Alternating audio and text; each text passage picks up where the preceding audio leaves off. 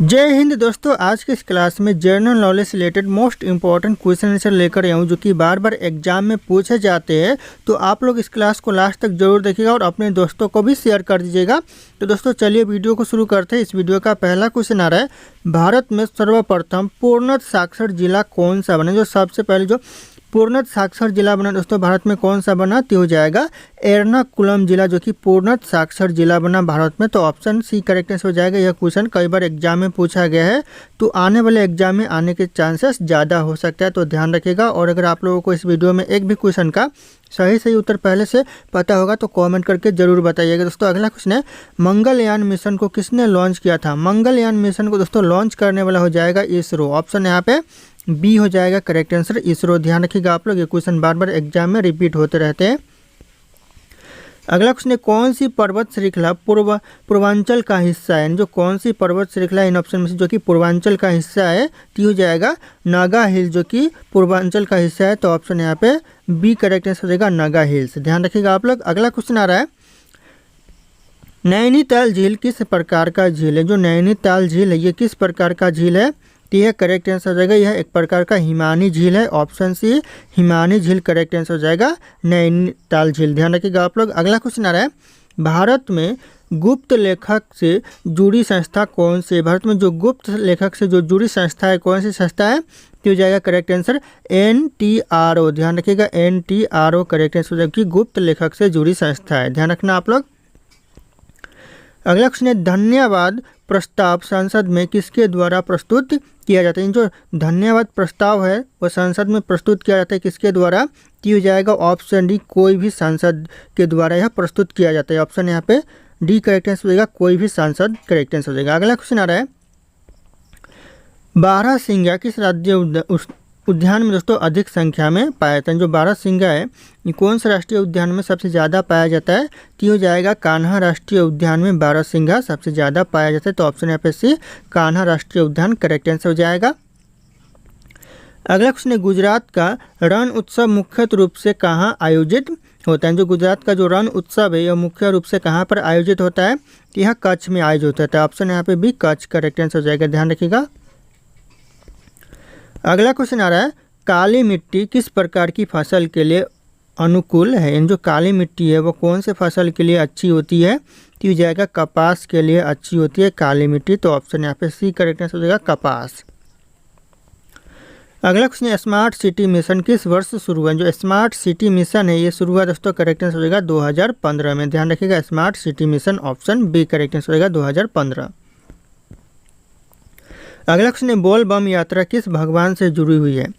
जो बोल बम यात्रा है यह भगवान शिव से जुड़ी हुई है। तो ऑप्शन यहाँ पे भी भगवान शिव करेक्ट आंसर हो जाएगा।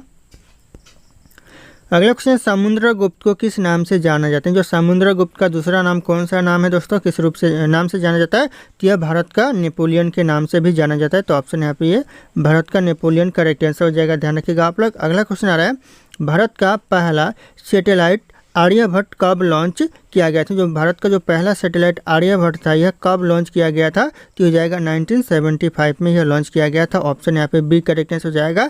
ये बार बार एग्जाम में रिपीट होते हैं दोस्तों क्वेश्चन, ध्यान रखिएगा 2025 के एग्जाम में इंपॉर्टेंट साबित हो सकता है।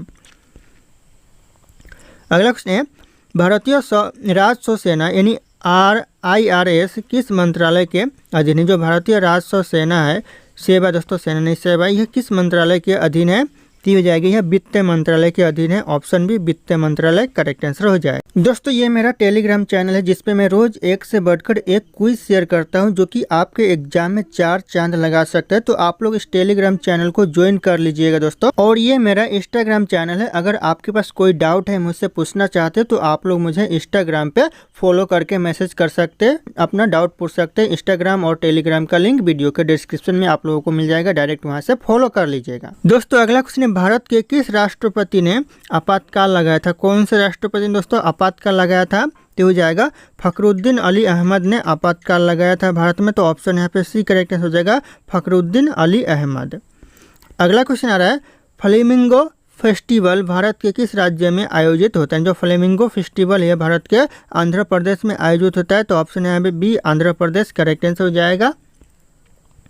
अगला क्वेश्चन है, भारत में लोकपाल की सिफारिश किस आयोग ने की थी? भारत में जो लोकपाल की सिफारिश की थी कौन से आयोग ने? तो यह करेक्ट आंसर हो जाएगा शांतम आयोग ने, यानी शांतनम आयोग करेक्ट आंसर हो जाएगा, ध्यान रखना आप लोग। अगला क्वेश्चन है बुंदेलखंड मुख्यालय किन दो राज्यों के बीच है? जो बुंदेलखंड जो मुख्यालय कौन से दो राज्यों के बीच में है? तो हो जाएगा करेक्ट आंसर मध्य प्रदेश और उत्तर प्रदेश के बीच में है, तो ऑप्शन बी करेक्ट आंसर हो जाएगा मध्य प्रदेश और उत्तर प्रदेश।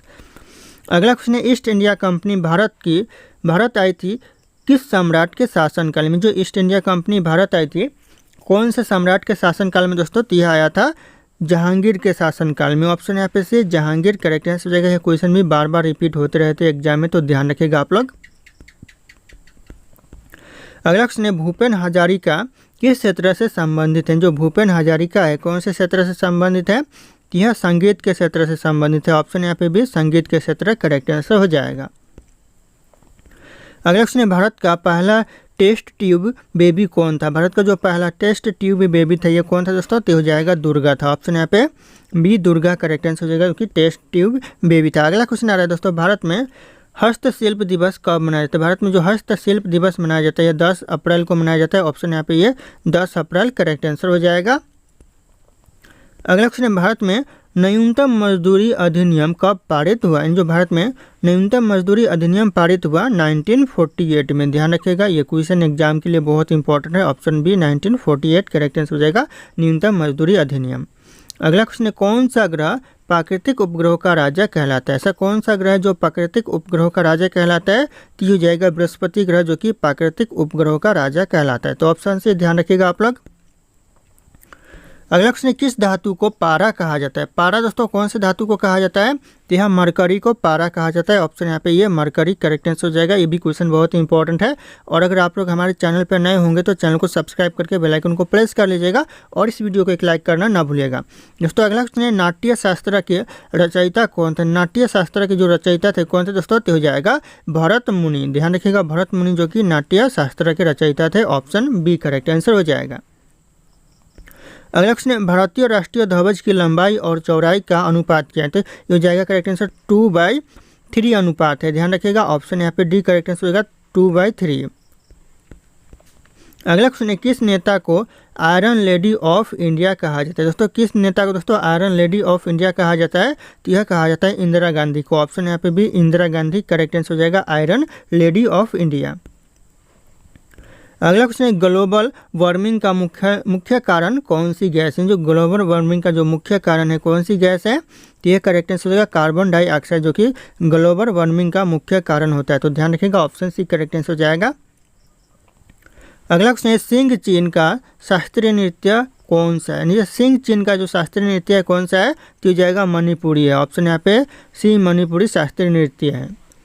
अगला क्वेश्चन है किस भारतीय राज्य की सीमा अधिकतम देशों से लगती है? ऐसा कौन सा भारत का राज्य है जिसकी सीमा सबसे ज़्यादा देशों से लगती है दोस्तों? तो हो जाएगा अरुणाचल प्रदेश का जो सीमा है वह सबसे ज़्यादा देशों से लगती है, तो ध्यान रखिएगा option A Arunachal Pradesh correct answer हो जाएगा।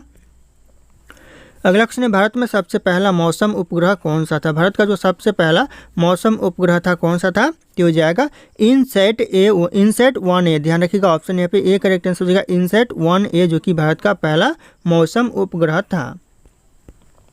अगला क्वेश्चन है फूलों की घाटी कहाँ स्थित है? जो फूलों की घाटी है कहाँ पर है? तो यह उत्तराखंड में फूलों की घाटी है, ऑप्शन है उत्तराखंड करेक्ट आंसर। दोस्तों अगला क्वेश्चन है सत्यमेव जयते को भारतीय संविधान में कहाँ से लिया गया? जो सत्यमेव जयते को भारतीय संविधान में लिया गया दोस्तों कहाँ से लिया गया? तो यह मुंडक उपनिषद से लिया गया, ध्यान रखना ये क्वेश्चन बहुत इंपॉर्टेंट है। मुंडक उपनिषद करेक्ट आंसर हो जाएगा सत्यमेव जयते को लिया गया, ध्यान रखना आप लोग। अगला क्वेश्चन है नंदन नीलकेनी किस योजना से जुड़े हैं? जो नंदन नीलकेनी है कौन सी योजना से जुड़े हुए हैं? तो यह आधार योजना से जुड़े हुए हैं, तो ऑप्शन यहाँ पे सी हो जाएगा आधार योजना, ध्यान रखिएगा आप लोग। अगला क्वेश्चन है ज्यूरी सिस्टम भारत में कब समाप्त हुआ? जो ज्यूरी सिस्टम है भारत में समाप्त हुआ दोस्तों कब? तो हो जाएगा 1962 में ज्यूरी सिस्टम भारत में समाप्त हुआ। दोस्तों ध्यान रखिएगा ये क्वेश्चन बहुत इंपॉर्टेंट है, एग्जाम में रिपीट होते रहते हैं। अगला क्वेश्चन है किस जनजाति को हेड हंटर कहा जाता है? दोस्तों ऐसा कौन सा जनजाति है जिसे हेड हंटर कहा जाता है? तो यह नागा जनजाति को हेड हंटर कहा जाता है जो कि नागालैंड राज्य में रहती है, तो ध्यान रखिएगा ऑप्शन सी करेक्ट आंसर हो जाएगा नागा। अगला क्वेश्चन है रेमन मैगसेसे अवार्ड किस क्षेत्र से संबंधित है? जो रेमन मैगसेसे अवार्ड ये कौन से क्षेत्र से संबंधित है? यह समाज सेवा के क्षेत्र से संबंधित है। तो ऑप्शन यहाँ पे सी समाज सेवा करेक्ट आंसर हो जाएगा। अगला क्वेश्चन है इको मार्क किससे संबंधित है? जो इको मार्क है ये किससे संबंधित है? तो यह पर्यावरण से संबंधित है। ऑप्शन यहाँ पे भी पर्यावरण करेक्ट आंसर हो जाएगा इको मार्क। ध्यान रखिएगा ये सब क्वेश्चन एग्जाम में पूछा जाता है।